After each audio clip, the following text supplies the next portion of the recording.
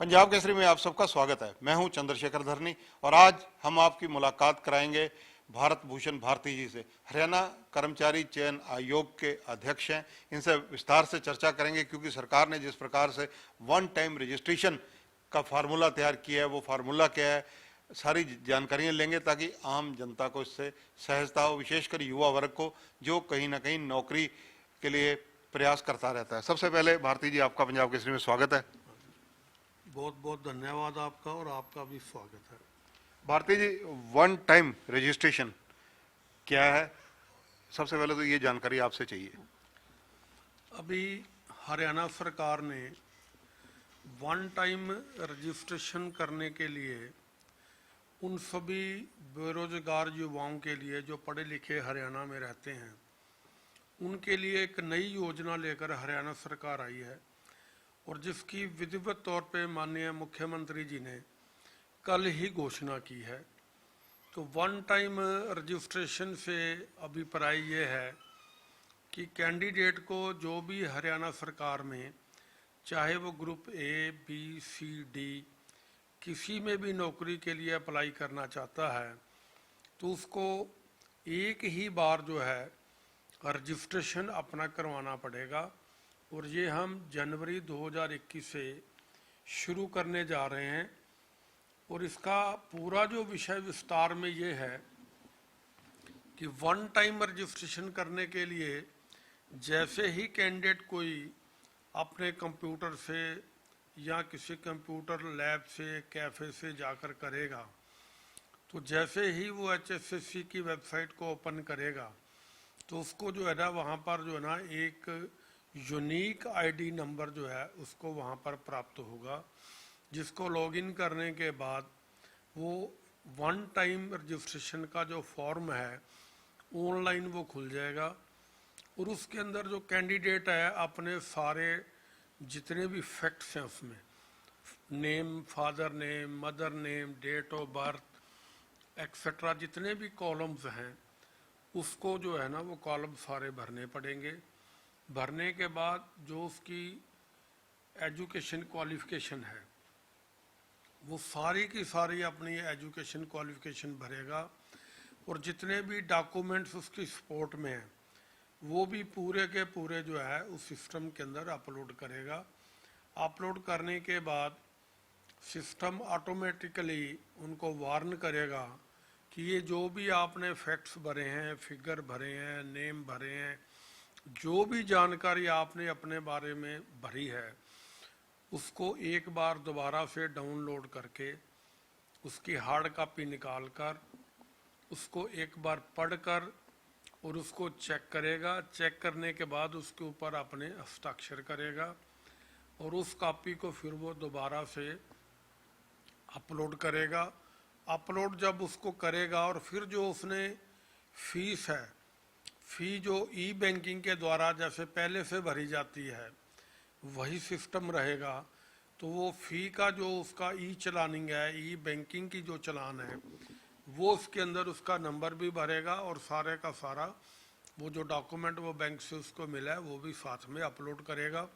तो एक प्रकार से जब वो पूरा फॉर्म भर देगा तो जो यूनिक आईडी नंबर उसको मिला है तो उसकी पूरी जानकारी जो है उसके अंदर ही फील्ड अप होगी और एक प्रकार से उसका एक डाटा बैंक जो है एक प्रकार से डिजिटल लॉकर के नाते उसकी पूरी की पूरी जानकारी, जिसमें उसके परिवार की जानकारी भी रहेगी, उसका आधार कार्ड का है वो भी लिंक रहेगा।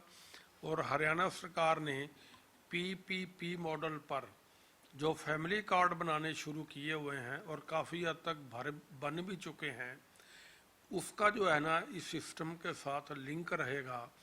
और जैसे ही हम जो है एग्जामिनेशन के लिए कभी भी कैंडिडेट को कॉल करेंगे तो उनका फैमिली का जो ब्यौरा जो है PPP कार्ड के अंदर, फैमिली कार्ड के अंदर भरा हुआ है वो ऑटोमेटिकली जो है हमें देखने के लिए स्क्रीन पर मिलेगा और हमें बार बार उसकी वेरिफिकेशन, उसके डॉक्यूमेंट की वेरिफिकेशन, उसकी फैमिली की जो है जानकारी, डेट ऑफ बर्थ की, फैमिली के कितने मेंबर हैं, कोई नौकरी में पहले से है या नहीं है, तो पूरा एक प्रकार से पूरी जानकारी हमारे पास उपलब्ध होगी। तो ये एक प्रकार से फर्स्ट स्टेज है। हरियाणा सरकार ने जो वन टाइम रजिस्ट्रेशन के लिए जारी किया है, नौकरी के लिए, चाहे वो HPSC के लिए बच्चा अप्लाई करेगा कैंडिडेट, चाहे हरियाणा कर्मचारी चयन आयोग में करेगा, तो उसके लिए यही डेटाबेस जो है वन टाइम रजिस्ट्रेशन वाला जो है लागू रहेगा। फिर चाहे उसको वन टाइम का मुख्य अभिप्राय ये है कि मान लीजिए जैसे हमने पिछले 6 वर्ष में हरियाणा स्टाफ सिलेक्शन कमीशन ने 80,000 कैंडिडेट की सिलेक्शन की है और उनको ज्वाइनिंग करवाई है। 80,000 पोस्टों के अगेंस्ट हमने 1,05,000 के करीब एडवर्टाइजमेंट जो पोस्टें की थी, उसमें से 80,000 की जो है हमने भर्ती पूरी करके भेजी है। अब ये जो 1,02,000 नौकरियों में जो है 1,50,00,000 एप्लीकेशन हमारे पास आई थी। तो इसको समझने की ज़रूरत है कि वो जो कैंडिडेट्स कितने थे जिन्होंने 1,50,00,000 एप्लीकेशन भरी, तो वो तकरीबन जो कैंडिडेट थे 50 लाख के करीब थे। इसका भी अभिप्राय ये हुआ कि एवरेज एक कैंडिडेट ने 3 बार फार्म भरा। तो मेरा आपसे, नौजवानों से और हरियाणा की जनता से यही एक प्रकार से निवेदन है कि वन टाइम रजिस्ट्रेशन का मतलब ये है कि कैंडिडेट को वन टाइम रजिस्ट्रेशन से लेकर नियुक्ति होने तक एक ही बार शुरू में फीस देनी पड़ेगी। उसके बाद जो भी एग्जामिनेशन होगा उसको किसी भी प्रकार का ना तो कोई फॉर्म दोबारा भरना है और ना ही उसको कोई दोबारा फीस देनी है।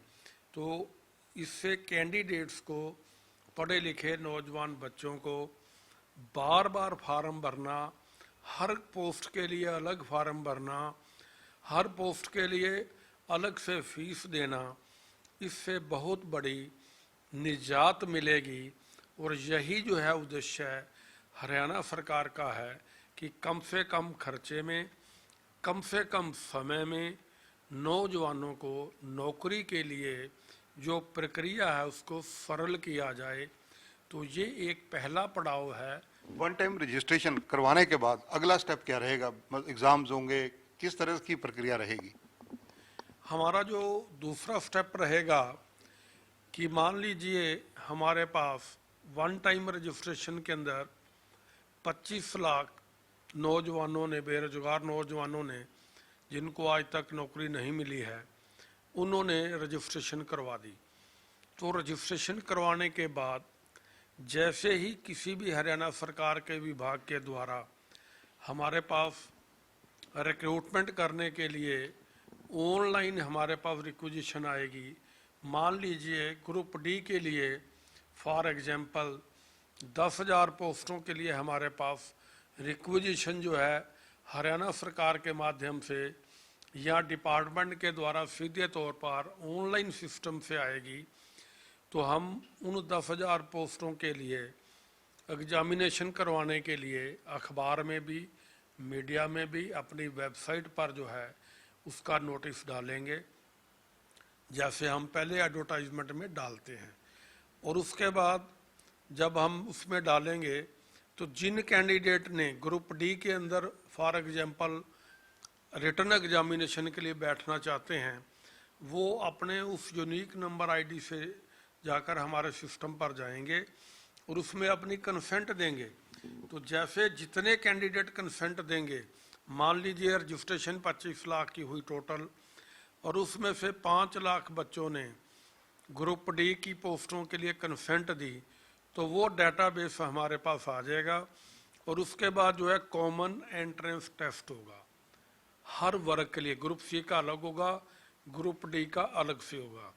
तो जब हम ग्रुप डी का अलग से कॉमन एंट्रेंस टेस्ट के लिए करेंगे, तो जिन ये 10 लाख बच्चों ने, 5 लाख बच्चों ने अप्लाई किया, कंसेंट दी कि हम कॉमन एंट्रेंस टेस्ट में जाने को तैयार हैं, तो हम उनको जो है अपनी वेबसाइट से ही ऑनलाइन उनको सूचना देंगे कि फलाने डेट में फलाने महीने में आपका कॉमन एंट्रेंस टेस्ट होगा। तो वो जो फॉर एग्जांपल अगर वो 5 लाख बच्चे ग्रुप डी के अंदर एग्ज़ाम देते हैं तो उनका एग्ज़ाम देने के बाद उनका जो स्कोर बनेगा, जो उनके अंक बनेंगे, मान लीजिए 100 नंबर का पेपर है तो उसमें जितने भी नंबर बनेंगे, अगर हमारे पास 10,000 पोस्टें हैं ग्रुप डी की, तो हम 3 गुना जो उनमें से अपर मेरिट के ऊपर से 30,000 बच्चे होंगे, उनको अगेन HFSC जो है अपने लिए यहाँ पर जो हम रिटर्न टेस्ट करवाते हैं स्क्रीन टेस्ट के लिए उनको कॉल करेंगे और उनका जो स्कोर बनेगा उसके हिसाब से जो है फाइनल रिजल्ट तैयार होगा। और इस प्रक्रिया के अंदर सेकंड पार्ट के अंदर जो अभी मैंने आपसे बताया है कि रजिस्ट्रेशन के बाद जो कॉमन एंट्रेंस टेस्ट होगा उसके अंदर जो कैंडिडेट की स्कोरिंग बनेगी उनमें से 3 गुना पोस्ट के अगेंस्ट जो बच्चे होंगे उनका पहले एंट्रेंस टेस्ट होगा। तो सेकंड जो पार्ट है वो यहीं तक है। वन टाइम रजिस्ट्रेशन जो है इसकी वैलिडिटी कितना होगी, मतलब कितने साल तक एक बच्चा आज अप्लाई करता है तो कब तक ये कार्यान्वित रहेगी? वन टाइम रजिस्ट्रेशन करने के बाद ये हमेशा के लिए रजिस्ट्रेशन रहेगा, फॉर लाइफ है। जब एक कैंडिडेट ने आकर अपना फॉर्म जो है ऑनलाइन रजिस्ट्रेशन करवा दी तो वो कितनी बार, जब तक उसकी आयु नौकरी लेने की है, मान लीजिए 47 ईयर है SC वर्ग में, तो 47 साल की आयु तक वो जो है उसकी ये वैलिडिटी रहेगी को उसके लिए। मगर कॉमन एंट्रेंस टेस्ट जो लिया जाएगा सेकंड स्टेज पे उसकी वैलिडिटी 3 साल तक रहेगी। और कोई भी कैंडिडेट वन टाइम रजिस्ट्रेशन सारे साल में कभी भी कर सकता है। अगर उसकी क्वालिफिकेशन जो है बढ़ जाती है, मान लो पहले BA था उसने MA कर ली, मैट्रिक था +2 कर ली, तो वो कभी भी अपने घर बैठे सिस्टम के ऊपर जाके यूनिक ID के द्वारा अपनी क्वालिफिकेशन को उसके अंदर जो है ना एडिट कर सकता है, उसमें चेंज कर सकता है। ये उसके लिए कभी भी दिक्कत का विषय नहीं रहेगा। और सेकंड पार्ट में जब एग्ज़ाम उस बच्चे का हो जाएगा जिसे हम कॉमन एंट्रेंस टेस्ट कह रहे हैं, उसकी वैलिडिटी 3 वर्ष तक रहेगी। भारती जी, एक चीज़ और, जिस प्रकार से आप हरियाणा सर्विस सिलेक्शन कमीशन जो डिजिटल इनका सारा डाटा रखेगा, कि ये हरियाणा पब्लिक सर्विस कमीशन में अगर बात की जाए, वो वहाँ क्योंकि अलग अलग श्रेणियों के अलग अलग पोस्टें जो हैं उनका वर्गीकरण दोनों जगह हुआ है, ऐसी स्थिति में वहाँ कैसे काम आएगा? ये एक प्रकार से जो वन टाइम रजिस्ट्रेशन है ये हर वर्ग के A, B, C और D कैटेगरी की जो पोस्ट होती हैं उसका एक कॉमन डाटा है। जो भी कैंडिडेट जब HPSC कोई जॉब निकालेगा, पोस्ट निकालेगा, जिनकी उसमें क्वालिफिकेशन बनती है, अगर वो HPSC की एडवर्टाइजमेंट के लिए अप्लाई करना चाहता है, जैसे वहाँ पर वो कंसेंट देगा तो ये जो हमारे पास डेटाबेस होगा ये ऑटोमेटिकली उसकी जितनी भी जानकारी है HPSC के पास ऑटोमेटिकली चली जाएगी। अगर इसकी बात की जाए तो इसका लाभ क्या रहेगा? कुल मिलाकर स्टूडेंट को क्या लाभ है, सरकार को क्या लाभ है, कमीशन को क्या लाभ है, आयोग को? इसका सबसे ज़्यादा जो फ़ायदा है हमारे बेरोजगार जो नौजवान हैं उनको है।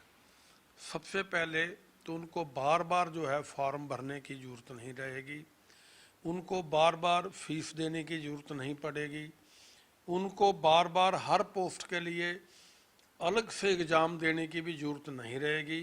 क्योंकि जिस प्रकार से ग्रुप डी के अंदर एक एक्ट बनाने के बाद कॉमन टेस्ट की जो है प्रक्रिया कर दी गई है, चाहे किसी भी विभाग का वो ग्रुप डी का कर्मचारी है, तो इसी प्रकार से ग्रुप सी के अंदर भी कॉमन एंट्रेंस टेस्ट की जो प्रक्रिया है उसको भी हम फाइनल करने जा रहे हैं और वो अंतिम जो है दौर में है। तो इससे क्या होगा कि जहाँ तक कैंडिडेट के लाभ की बात तो है ही है, दूसरा सरकार का भी खर्चा इससे बहुत कम होगा।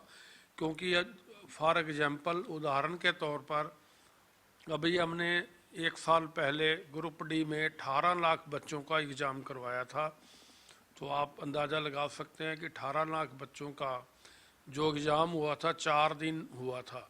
तो 4 दिन के अंदर कितनी एनर्जी, कितनी मैन पावर और कितना खर्चा आया होगा। कैंडिडेट्स का भी आया, घर से चल कर गए, वो एग्ज़ाम देने के लिए गए, फीस भरी। और हरियाणा सरकार का जो कर्मचारी चयन आयोग के नाते हमें जो खर्च करना पड़ा, इसमें जो है बहुत ही ज़्यादा कटौती हो जाएगी। कैंडिडेट का भी खर्च कम आएगा और हरियाणा सरकार का भी खर्चा कम होगा। तीसरा जो महत्वपूर्ण विषय है वो ये है कि इसकी ज़रूरत क्यों पड़ी, जैसा आप अभी कह रहे हैं। तो इसके बारे में मेरा ये कहना है कि इसमें जहाँ उम्मीदवारों को फ़ायदा होगा, कैंडिडेट को, सरकार का खर्चा घटेगा। और जो रिक्रूटमेंट एजेंसी है हरियाणा कर्मचारी चयन आयोग, इनका जो है नियुक्ति का, रिक्रूटमेंट का जो प्रोसेस है ये काफ़ी गति से आगे बढ़ेगा। और जितना हमने 6 साल में, 5 साल में 80,000 की भर्ती की है, तो नई प्रक्रिया अपनाने के बाद इसको हम 2 गुना जो है बढ़ा सकते हैं। तो एक प्रकार से हम 1.5 से 2 लाख भर्तियां आगामी 5 वर्षों में हरियाणा कर्मचारी चयन आयोग कर सकता है इस नई चयन प्रक्रिया के माध्यम से। वन टाइम रजिस्ट्रेशन की अगर बात की जाए, हरियाणा में पूरी तरह से अगर इसको कहा जाए धरातल पर नजर आए कि कौन सी तारीख से आएगी, यानी वर्ष 2021 शुरू होने वाला है, ये कब तक युवा वर्ग इस पर अप्लाई करना शुरू कर सकता है? इसके लिए जो टेक्निकल स्पेसिफिकेशन है उसका हमने पोर्टल तैयार कर लिया है जो बिल्कुल रेडी है। और जनवरी 2021 में हम इसको शुरू करने वाले हैं। तो निश्चित तौर पर जनवरी 2021 से ये वन टाइम रजिस्ट्रेशन की प्रक्रिया जो है शुरू हो जाएगी। 2021 की अगर बात की जाए, नया साल शुरू होने वाला है, इस 1 साल के अंदर आपको क्या अनुमान है कितनी भर्तियां जो है कर्मचारी चयन आयोग कर सकता है? ये नई प्रक्रिया आने के बाद हमें ऐसे लगता है कि इसमें कम से कम जो है हम 30,000 भर्तियां 2021 के वर्ष में पूरी कर सकते हैं। जैसा कि ये 2020 का वर्ष जो है 24 मार्च के बाद कोविड-19 के कारण 8 महीने तक प्रक्रिया बंद रही, इसमें सभी को असुविधा रही है। अगर सभी हालात सामान्य रहते हैं तो उसके अंदर हम जो है 1 वर्ष में 30,000 की भर्ती कर सकते हैं। जितनी पुराने परीक्षाएं निकली हुई हैं वो क्या पुराने पैटर्न से अभी फिलहाल होंगी 2021 में भी, या उनके लिए नया फार्मूला चलेगा? जिन पोस्टों की हमने एडवर्टाइजमेंट कर दी है और उसके अंदर एप्लीकेशन हमने कार्ड की हुई है और जिनका एग्ज़ाम हो चुका है और रिज़ल्ट जिनके फाइनल पेंडिंग है, या जिनका हमने अभी एग्ज़ाम नहीं करवाया है परंतु उसमें एप्लीकेशन कैंडिडेट की आ चुकी हैं, वो तो पुरानी प्रक्रिया से ही चलेंगी। और जो जनवरी से नई एडवर्टीजमेंट हम करेंगे वो सारी की सारी नई वन टाइम रजिस्ट्रेशन से शुरू होकर अंत तक पहुंचेंगी।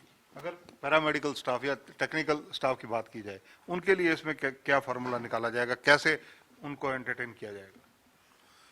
उसके लिए ग्रुप सी के अंदर जो है 10 से 12 कैटेगरीज को हमने जो है बाइफरकेट किया है। जैसे जूनियर इंजीनियर्स हैं, सभी विभाग में होते हैं, अकाउंट्स ऑफिसर होते हैं, अकाउंटेंट होते हैं, क्लर्क होते हैं।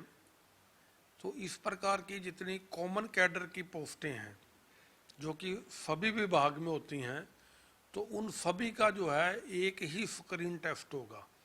तो उससे क्या होगा, समय भी बचेगा, खर्चा भी बचेगा और कैंडिडेट को बार बार एग्ज़ाम में आने से भी उनको जो है राहत मिलेगी। धन्यवाद भारती जी। तो ये हैं भारत भूषण भारती, हरियाणा कर्मचारी चयन आयोग के अध्यक्ष हैं। विस्तार से इन्होंने चर्चा की पंजाब केसरी के दर्शकों के लिए, और जिस प्रकार से इन्होंने बताया कि वन टाइम रजिस्ट्रेशन किस प्रकार से लाभप्रद है, इसका क्या फ़ायदा रहेगा, वो सारी चीज़ों का उल्लेख इन्होंने खुलकर किया। डिटेल में हर चीज पर इन्होंने उत्तर दिया। कैमरामैन सुनील के साथ चंद्रशेखर धरनी, पंजाब केसरी टीवी, चंडीगढ़।